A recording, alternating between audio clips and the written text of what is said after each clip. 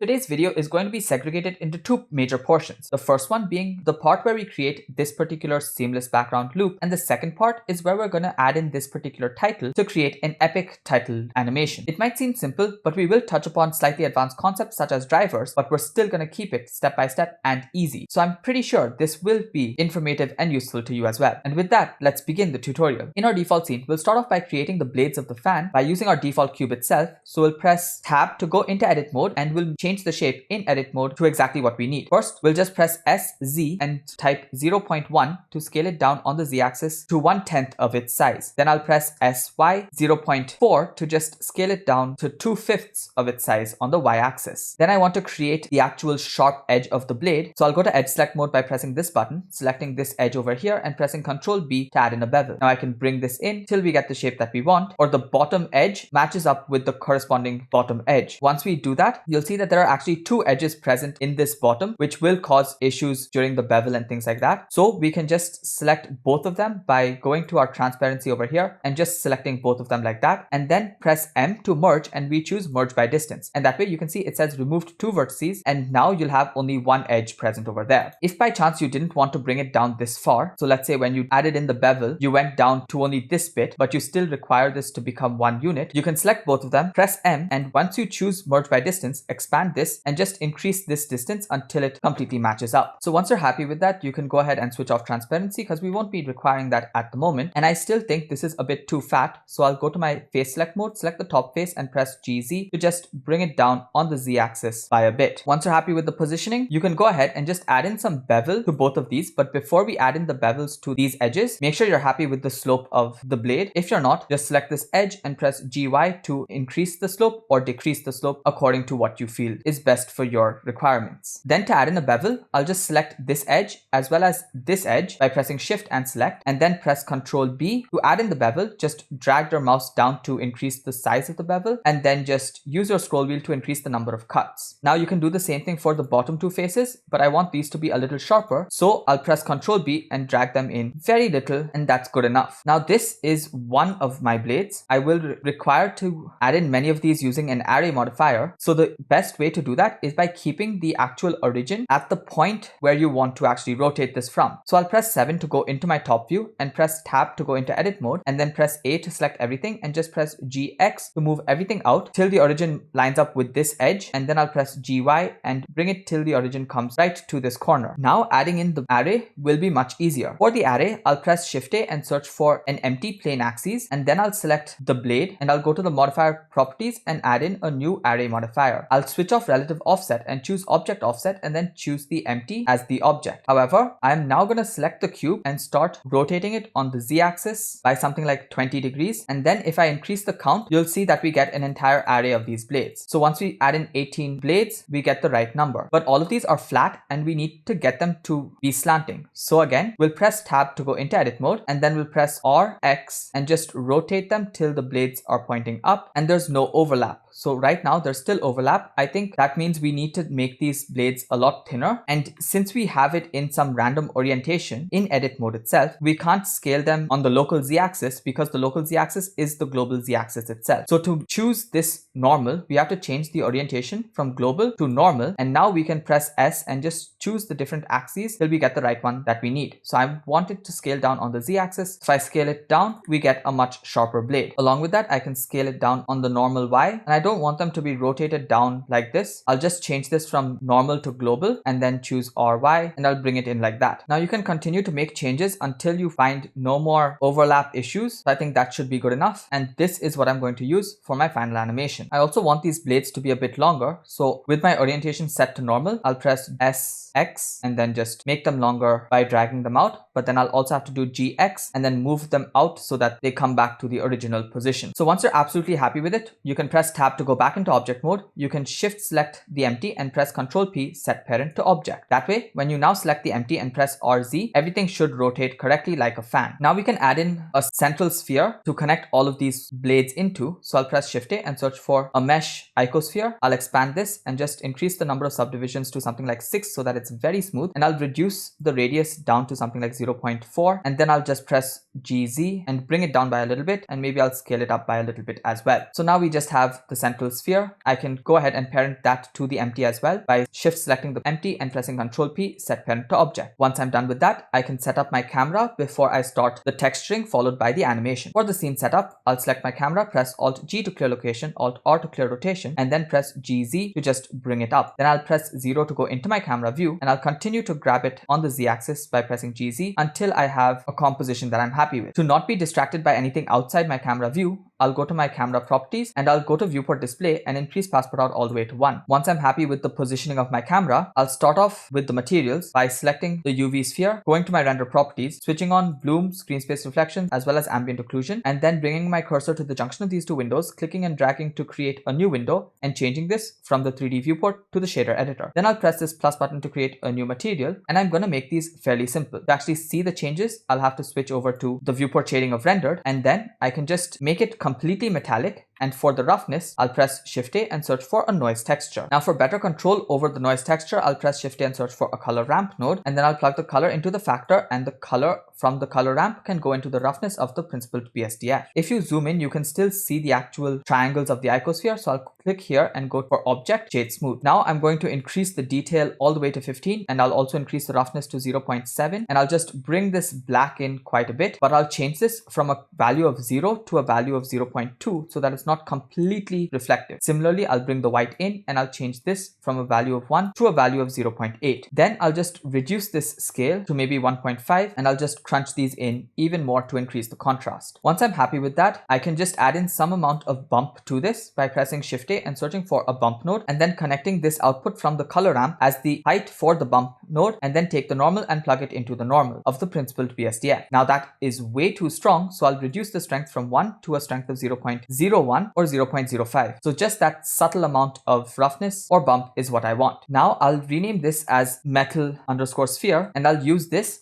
for the other object as well. So I'll select my default cube, and instead of the default material, I'll select metal sphere, but then I'll press this button to duplicate the material and make it its own material. And now I can just rename this from metal sphere 001 to metal sphere blades. Now, if you actually look at the noise texture, it's been stretched out like this because the object was also scaled randomly. So to fix that, on the noise texture, press Ctrl T with the node wrangler enabled to get the mapping and texture coordinate nodes. If you don't have node wrangler enabled, just add them in manually. Then switch from generated to object, and that should fix the stretching problem that was happening. Now for the blades, we don't want any bump, so let's select this bump node and just tap X to delete it, and now we should have smooth blades that look pretty good. The next thing is the actual lighting, so let's select our default light that we have, and then just press Alt G to clear location, and then switch it in the light properties from point lamp to an area lamp. Now the area lamp is pointed in some random direction, so I'll press Alt R to clear rotation as well. Then I'll press GZ to move it up on the Z axis, and I'll press 1 to go into my front view, and maybe I'll move it up by 4 units. Then I'll press GX and move it to the side by another 5 units, and then I'll press RY and then just rotate it till it matches up with the center of my turbine. So that took about 50 degrees. Now I'll change this color from a white to maybe a slightly grungish gold color, so something like that would be good. And then I'll press Shift D X, and I'll make sure that I choose the global X, and I'll move it over 5 units to the other end of the Z axis, which means I have to move it by a total of -10 units. Then I'll press RY again, and this time I'll rotate it by -100 units so that it's pointed perfectly towards the fan, and I'll change the color from this to maybe a bluish color like that. So now if I go to 0 and look in my camera view, the strength for both of these lights are too high, so I'll reduce the power from 1000 watts to 200 watts on both the lights. So once I've changed both of them to 200, this is what I have, and that looks alright, but I feel like I need to reduce the base color for both of these from a bright white to a darker color, so something like that should be alright, and I'll do the same for the metal blades as well. So now that I have that, I can start off with the actual animation. So for the animation, we're essentially going to just animate the empty, but first we'll go to our output properties and change the frame rate to whatever we want. So I'll go with 60 frames per second. Resolution, I'm going to make it 4K by changing this percentage slider to 200. End frame, since I want it to be a 5-second long loop, I'm going to make it 300. And for the output folder, I'm going to choose whatever I want. File format, I'm going to choose FFmpeg video. And for the encoding, I'm going to change the container to MPEG for an output quality, I'm going to choose perceptually lossless. Now with the empty selected, I'll press the back arrow to go to frame 0, and then I'll press I, rotation, and then on frame 300, I can go there by just tapping here and typing 300, and now I can press R, Z, and I want it to rotate in the positive direction, so I'll choose 360 and then tap I, rotation. Now if you were to play the animation, it starts off slow and speeds up in the middle. I don't want that, so I'm going to come down here, press T, and then choose linear so that we get a smooth loop. And even this sphere in the center and everything around it will also be moving, which by itself is a pretty cool animation. But I'm also just going to go to my world and change the background color all the way to black. So that's all there is to create this looping animation. But the next portion is an application of this loop. So we could use this as the background for some sort of epic logo or intro. So let's first create the text for what we want to introduce. So I'll press Shift A and search for a text object. And right now it just says text. So I'll press Tab to go into edit mode and just type in whatever I want. So maybe I'll go with the word epic. Now it's present behind it and towards the top right. So to